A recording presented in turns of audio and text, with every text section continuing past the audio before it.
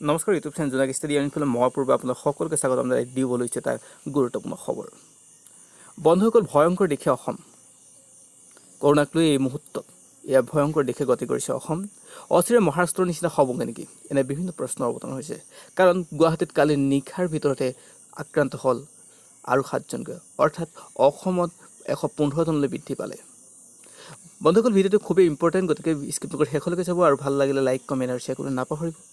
ভিডিঅ'টো আৰম্ভ কৰাৰ আগতে আপোনালোকলৈ নতুন এটা সৰু ৰিকুৱেষ্ট, যদি চেনেলটো নতুনকৈ আহিছে তেনেহ'লে ছাবস্ক্ৰাইব কৰি ৰাখিব আৰু কাষত থকা বেল আইকনটো প্ৰেছ কৰিব, যাতে আমাৰ নতুন ভিডিঅ'ৰ নটিফিকেশ্যন আপোনাৰ মোবাইলত সকলোতকৈ আগত যায়। বন্ধুসকল, সোমবাৰ দিনটোতে ৰাজ্যত কৰোণাত আক্ৰান্ত হ'ল 15জনকৈ ব্যক্তি। বৰ্তমানলৈকে এটা দিনত কৰোণাত আক্ৰান্ত হোৱা এই সংখ্যাই হ'ল সৰ্বাধিক। ইফালে দিনটোৰ ভিতৰতে কৰোণাত ৰাজ্যত প্ৰাণ ল'লে 2জনকৈ ব্যক্তিৰ। সোমবাৰ দিনটোত কৰোণাত আক্ৰান্ত হোৱা 15গৰাকীৰ ভিতৰত 7গৰাকী হৈছে গুৱাহাটীৰ। সোমবাৰ দিনৰ ভাগত কৰোণাত আক্ৰান্ত হোৱা তালিকাত গুৱাহাটীত নাছিল যদিও নিশা প্ৰায় 10:57 অৰ্থাৎ 11 বজাত প্ৰায় স্বাস্থ্যমন্ত্ৰীয়ে ছ'চিয়েল মিডিয়াৰ যোগেৰে ঘোষণা কৰিলে যে গুৱাহাটীত আক্ৰান্ত হৈছে 7জন ব্যক্তি।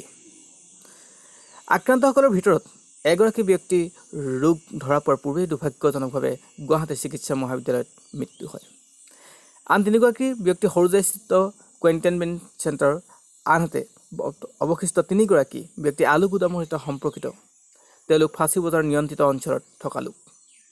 সোমবাৰে আক্ৰান্ত হোৱা ৰাজ্যৰ 7গৰাকীৰ ভিতৰত 4গৰাকী গোলাঘাটৰ, 2গৰাকী কাছাৰৰ আৰু 2গৰাকী যোৰহাটৰ।